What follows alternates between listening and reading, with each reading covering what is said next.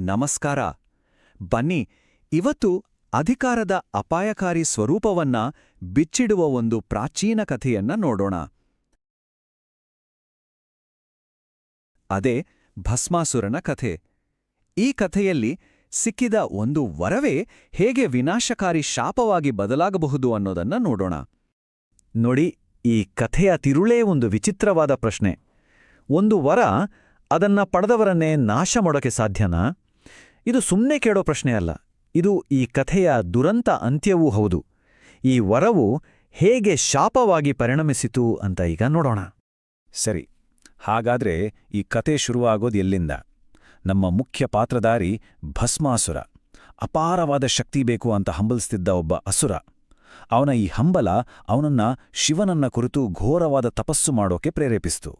ಭಸ್ಮಾಸುರನ ಭಕ್ತಿ ಏನೂ ಸಾಮಾನ್ಯವಾದದ್ದಲ್ಲ. ಅವನು ಶಿವನನ್ನ ಮೆಚ್ಚಿಸೋಕಂತ ವರ್ಷಗಟ್ಲೆ ಕಠಿಣವಾದ ತಪಸ್ಸಿನಲ್ಲಿ ಮುಳುಗಿದ್ದ, ತನ್ನ ದೇಹವನ್ನೇ ದಂಡಿಸಿದ್ದ.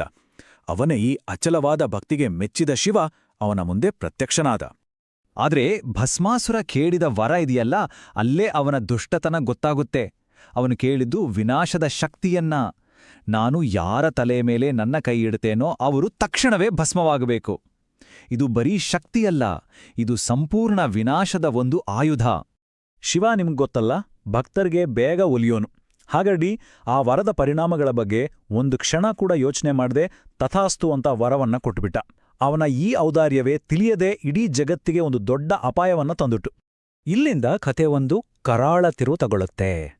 ವರ ಸಿಕ್ಕಿದ್ದ ತಕ್ಷಣ ಭಸ್ಮಾಸುರನಲ್ಲಿದ್ದ ಭಕ್ತಿ ಮಾಯವಾಗಿ ಅಹಂಕಾರ ತುಂಬಿಕೊಳ್ಳುತ್ತೆ.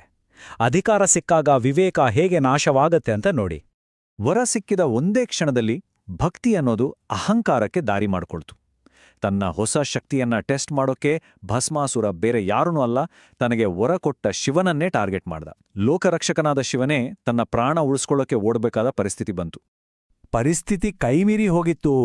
ಭಸ್ಮಾಸುರನ ಶಕ್ತಿಯ ಮುಂದೆ ದೇವತೆಗಳಿಗೂ ಏನ್ ಮಾಡೋದಂತ ತೋಚ್ಲಿಲ್ಲ. ಈ ವಿನಾಶವನ್ನ ತಡೆಯೋಕೆ ಬರೀ ಶಕ್ತಿ ಸಾಕಾಗಲ್ಲ ಅಂತ ಗೊತ್ತಾದಾಗ ಅವರೆಲ್ಲರೂ ಜಗತ್ತಿನ ರಕ್ಷಕನಾದ ವಿಷ್ಣುವಿನ ಸಹಾಯವನ್ನ ಕೇಳಿದ್ರು.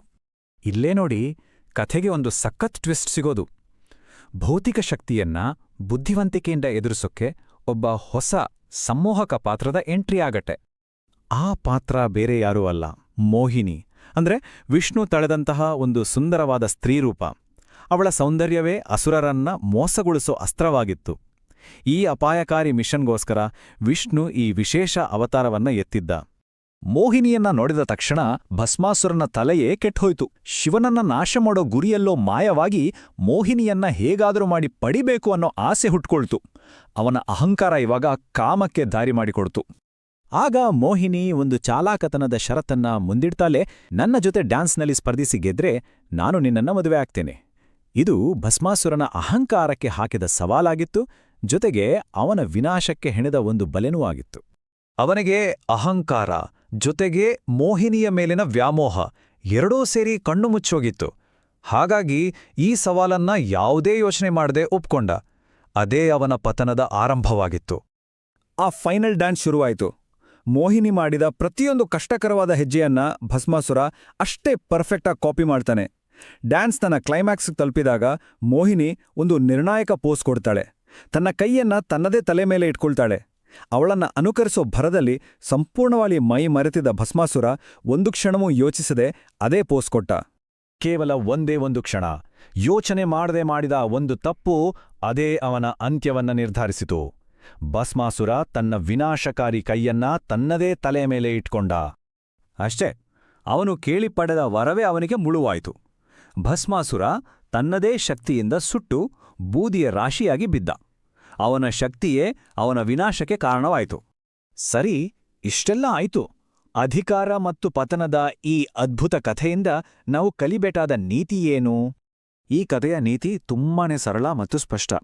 ಅತಿಯಾದ ಶಕ್ತಿ ವಿವೇಕ ಇಲ್ಲದವರ ಕೈಗೆ ಸಿಕ್ಕಾಗ ಅದು ಅವರನ್ನೇ ನಾಶ ಮಾಡುತ್ತೆ. ಅಹಂಕಾರ ಅನ್ನೋದು ಬುದ್ಧಿವಂತಿಕೆಯನ್ನ ಮರೆಮಾಡಿ ಕೊನೆಗೆ ಪತನಕ್ಕೆ ಕಾರಣವಾಗುತ್ತೆ.